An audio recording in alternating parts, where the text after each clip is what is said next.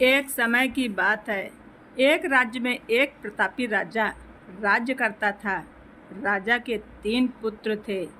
एक दिन राजा के मन में आया कि अपने पुत्रों की परीक्षा ली जाए या फिर उन्हें कुछ ऐसी शिक्षा दी जाए कि समय आने पर वो राजकाज संभाल सकें।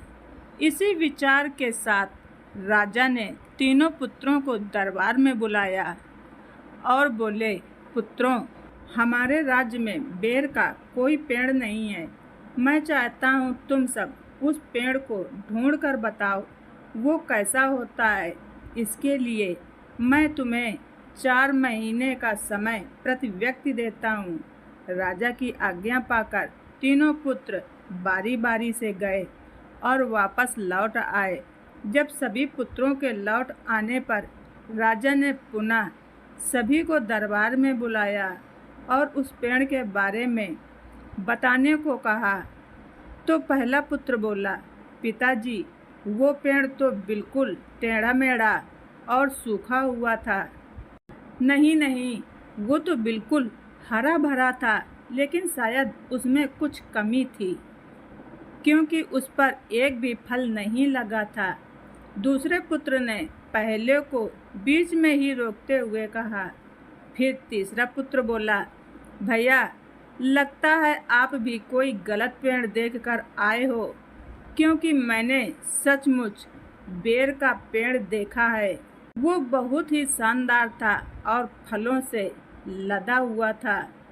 और तीनों पुत्र अपनी अपनी बात को लेकर आपस में बहस करने लगे कि तभी राजा अपने सिंहासन से उठे और बोले, पुत्रों, तुम्हें आपस में बहस करने की कोई ज़रूरत नहीं है, क्योंकि तुम तीनों ही वृक्ष का सही वर्णन कर रहे हो।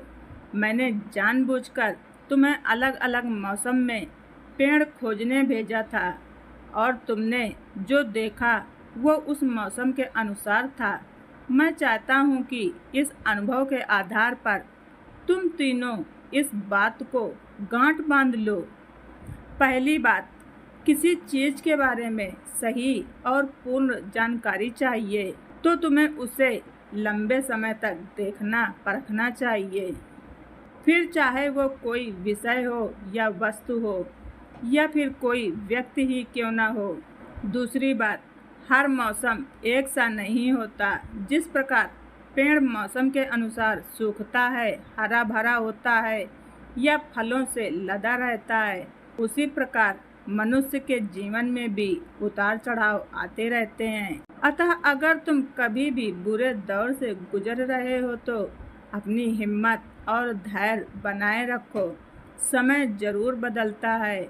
और तीसरी बात, अपनी बात को ही सही मानकर उस पर अड़े मत रहो। अपना दिमाग खोलो और दूसरों के विचारों को भी जानो। यह संसार ज्ञान से भरा पड़ा है। चाहकर भी तुम अकेले सारा ज्ञान अर्जित नहीं कर सकते। इसलिए भ्रम की स्थिति में किसी ज्ञानी व्यक्ति से सलाह लेने में संकोच मत करो। कभी ये मत सोचो कि वो व्यक्ति मुझसे छोटा है, उसके पास क्या ज्ञान होगा। हो सकता है जो ज्ञान उसके पास हो वो तुम सोच ही नहीं पा रहे हो। इसीलिए किसी भी व्यक्ति को छोटा या बड़ा मत समझो। आप सबको हमारी यह छोटी सी कहानी कैसी लगी कमेंट बॉक्स में ज़रूर बताएं। चैनल पर नए हैं तो सब्सक्राइब करना ना भूलें। धन्यवाद। ऋचा वाइस।